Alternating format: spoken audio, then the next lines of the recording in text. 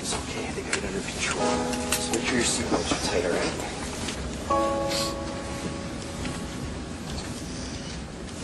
When I went finally to sit down in my seat, this is where I thought, wow, you know, this is it.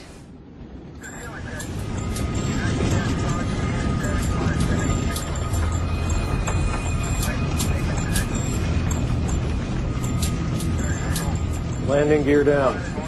Roger. First Officer Quintel lowers the landing gear. Because there's no hydraulic power, Quintel does what's known as a gravity drop, letting the gear's own weight drop and lock it into place. The two main gear are heavy, they fall immediately, and two green lights confirm they've locked. But the nose gear is lighter, it doesn't lock. We could hear the main gear clearly, falling and locking. I was not aware the nose gear was not down and locked. It was sort of a last minute, and if it's something that you cannot control, you don't talk about it, you don't mention it, you know. The main thing was bring the aircraft on the runway. 5 miles to touchdown. Roger. We have the field in sight. 5 miles from Gimli, Pearson and Quintel finally see a runway they can land on. But there's a problem. We're too close, huh? It's going to be too steep, too fast. Yeah, I know. Pearson is almost at the runway, but he's much too high above it. If he comes down at a normal descent rate, he'll miss the landing strip. But if he comes down steeply, his plane will gather a dangerous amount of speed. He won't be able to stop before the end of the runway. The normal approach, we have leading edge and trailing edge flaps which allow us to slow the airplane down and fly at a slower speed safely. We did not have those flaps as they run off the main hydraulic system. So what are we going to do? So we discussed, we had two possibilities. One of them was to do a 360-degree turn and lose the excess of altitude. On the other hand, I thought it would take about 3 minutes, and we were already descending at a rate of 2,500 feet a minute. Only about 3,000 feet above the ground, the plane doesn't have enough altitude to make a full circle. It would hit the ground before making it back to the landing strip. Pearson chooses a second option. Well, I guess I'll just slip it. Pearson decides to try a maneuver called a side slip, practically unheard of on commercial airliners, but sometimes used by glider pilots. And Bob Pearson has a lot of experience flying gliders. I'm just going to slip it down till we're almost down at the runway, then I'll straighten it out. Okay. Side slipping involves what's known as crossing the controls. Here we go.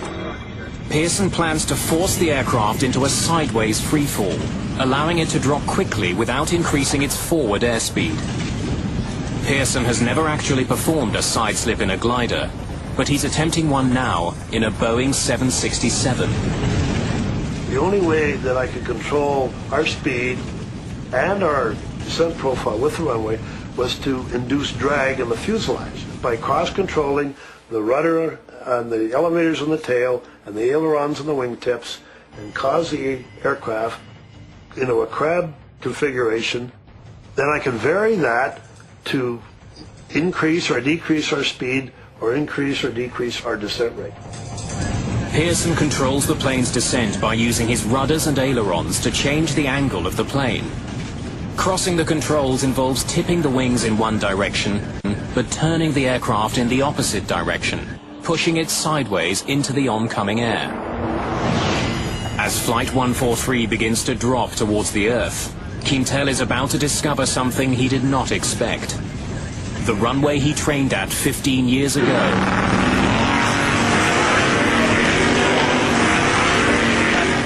is no longer a runway. Captain Bob Pearson is out of fuel, out of engines, out of options. If he can't line up with the runway at Gimli, he doesn't get a second chance.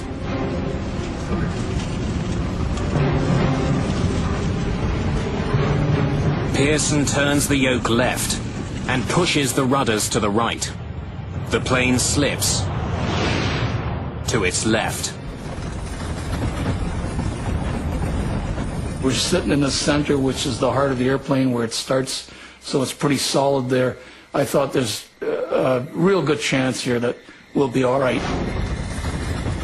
However, when he put the airplane into a side slip, all that went out the window because I figured, oh, if he hits a wing or something, it starts to catapult and roll. That's not going to work anymore. The 767 loses altitude quickly, plowing sideways through the air.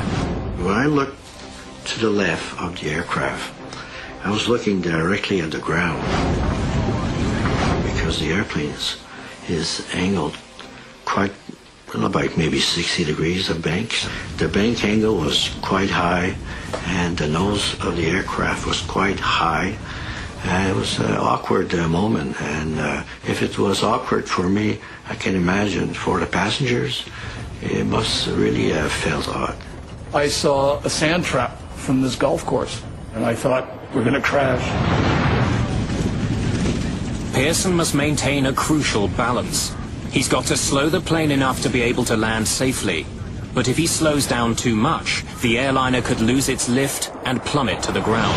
When a pilot is normally landing an airplane, he's maneuvering the flight controls and operating the thrust levers pretty continuously on most landings.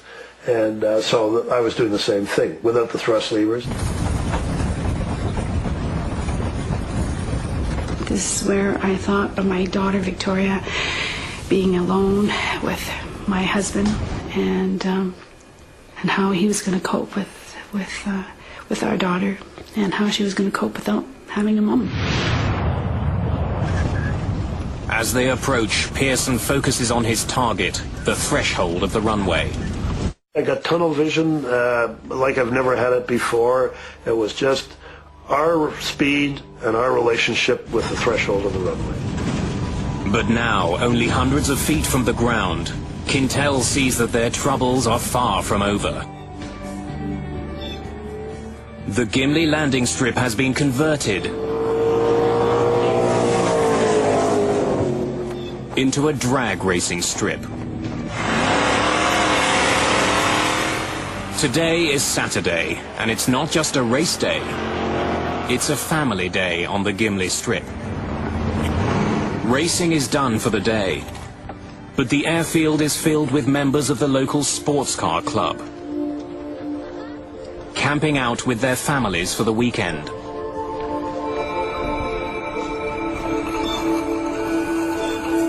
Two children have decided to pedal the length of the runway. They don't hear the plane coming for them. Without engines, it's silent. And one thing the 767 doesn't have is a horn. Brace! Brace for landing!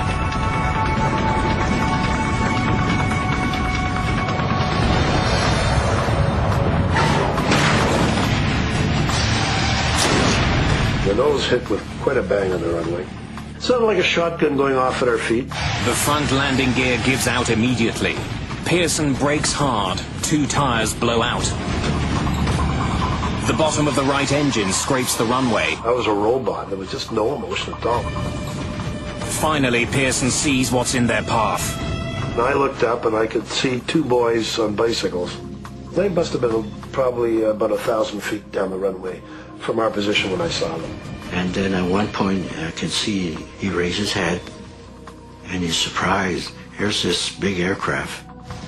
I can still remember the look of terror on their faces. So they were close enough for me to see that. With no nose gear to steer with, Pearson's only hope of driving the plane left or right is by varying the brake pressure on the two main landing gear. That's when my heart started to pitter-patter a little bit. The kids panic and try to outrun a plane that's traveling about 200 miles an hour. I knew I couldn't take the airplane into these boys, and I was going to take it off into the grass to the right side. There were campers along the west side of the runway that I didn't notice until after we'd touched down, and the nose was on the ground, and I can still remember out the left side, people standing by their barbecues. Dino Calvert is at the track with his friends for a weekend of